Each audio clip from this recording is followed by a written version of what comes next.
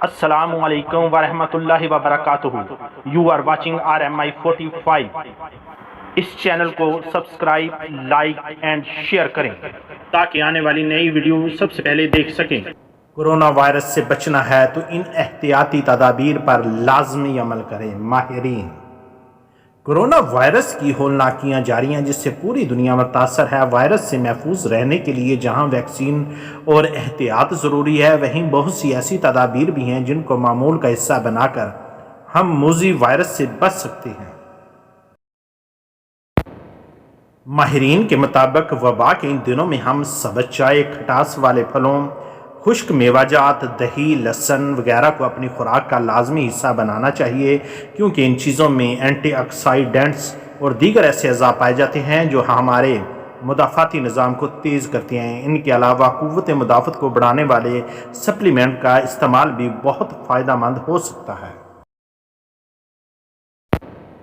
وبا کے ان دنوں میں اپنے جسم میں پانی کی کمی مت ہونے دیں اور اپنے آپ کو پانی سے ہائیڈریٹ رکھیں. گھر کے اندر کی جانے والی ورزشیں اپنا معمول بنائیں تاکہ آپ کا جسم متحرک رہے اور مدافعتی نظام بہتر رہے. موجودہ صورتحال میں سگریٹ نوشی اور شراب نوشی معمول سے زیادہ مضر صحت ثابت ہو سکتی ہے، چنانچہ لوگوں کو ان دو بری عادتوں سے بھی نجات حاصل کرنی چاہیے. اس کے علاوہ ہمیں اپنا نیند کا معیار بہتر بنانے پر توجہ دینی چاہیے. خود کو پرسکون رکھیں اور پوری نیند لیں، کیونکہ یہ دونوں قوت مدافعت کے لیے انتہائی ناگزیر چیزیں ہیں. کورونا سے بچاؤ کے لیے حکومت کا بڑا فیصلہ. شہریوں کو ویکسینیشن کی سہولت 24 گھنٹے فراہم کرنے کا فیصلہ. شہر کے تمام ویکسینیشن سینٹر 24 گھنٹے کھلے رہیں گے.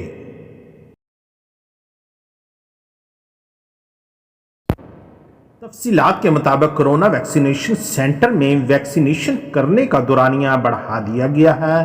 پہلی شفٹ میں ویکسینیشن صبح 9 بجے سے 4 بجے تک، جبکہ دوسری شفٹ میں رات 9 بجے سے 1 بجے تک ویکسینیشن کی جائے گی.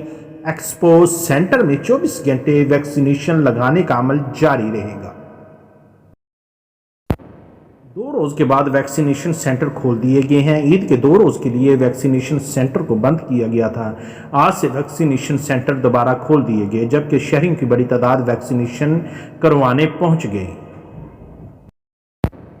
وفاقی وزیر اسد عمر کی زیر صدارت NCOC اجلاس میں مکمل لاک ڈاؤن بڑھانے کی تجویز مسترد کر دی گئی. 16 مئی سے بین الصوبائی انٹرسٹی سمیت تمام ٹرانسپورٹ کی بحالی کا فیصلہ. NCOC اجلاس میں عید کی چھٹیوں کے دوران SOPs پر عمل درآمد کا جائزہ لیا گیا. اجلاس میں عوام کی جانب سے کیے گئے تعاون کو سراہا گیا. 16 مئی سے انٹرسٹی سمیت تمام ٹرانسپورٹ کی بحالی کا فیصلہ کیا گیا، جبکہ ٹرانسپورٹ کو 50% سواریاں بٹھانے کی اجازت ہوگی. 17 مئی سے دکانیں، مارکیٹس رات 8 بجے تک کھولنے کی اجازت ہوگی. 17 مئی سے دفاتر کے نارمل اوقات کار بحال ہوں گے. 50% عملہ گھروں سے کام کرتا رہے گا. کالج کب کھلیں گے؟ محکمہ ہائر ایجوکیشن نے بتا دیا. NCOC کی سفارشات پر محکمہ ہائر ایجوکیشن نے کالجوں کی 23 مئی تک بندش کا نوٹیفیکیشن جاری کر دیا.